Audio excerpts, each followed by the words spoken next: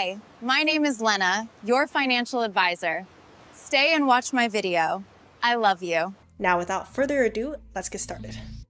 Let's first talk about the structure of this course. There are 16 units in total. Unit 1 is just an introduction. Unit 2 is on budgeting and saving. How do you create a budget, how much you should be saving, how to save. Unit 3 is financial goals. How do you set financial goals? What is a SMART goal? And how does that relate to your money personality? And how to calculate your net worth. Then we're going into loans. How do loans work? How does debt work? What happens if you file for bankruptcy? Unit 6 is on insurance. Unfortunately, lots of things can go wrong in life, and there are lots of types of insurances to try to deal with that. Unit 7 is on investment and retirement. How much do you need to retire and how do you invest? Then we're moving on to scams and frauds. There are many trickeries in life that you should be aware of. People trying to steal your money. Then taxes. No need to say more. Unit 11 is employment. How do you calculate whether an employment opportunity is worth it or not? How do you choose between different offers? Unit 12 is banking.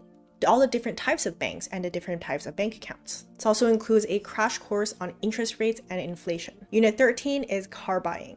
Apparently, car buying is also the place of one of the most trickeries that people will do on you to trap you into very bad situations. And there's houses. When is it worth it to rent versus buy it? How do And finally, Unit 15 and Unit 16 is on teacher resources and additional resources. Ready? All right, let's go into budgeting.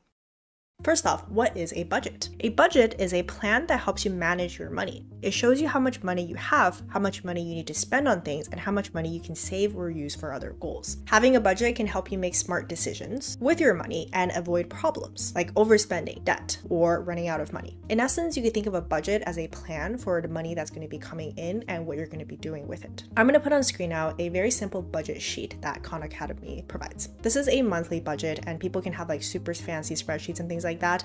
Again, this is a very simple one, but they all work essentially the same. You want to keep track of your income in some fashion, whether that be in paychecks or side incomes. Then you want to decide what you're going to be doing with this money. A very popular rule that people like to follow is the 50-30-20 rule, which means that you want to allocate 50% of the money you earn into needs. This would be like groceries, rent, transportation costs. 30% into wants, things that are nice to have but not necessary, things like going out to eat, watching movies. And finally, 20% into savings. This would include saving for an emergency fund in case you have any medical emergencies or personal emergencies, like getting laid off, or if you just want to help someone. It also includes saving monies for bigger purchases, like maybe you want to own a house or a car, or you could be saving money for investment for retirement. Here's an example of a budget worksheet. For example, the money that you're bringing in amounts to $3,000. Also make sure that when you're calculating the amount of income, you're looking at after-tax dollars, since that's the amount of money that you actually get to spend.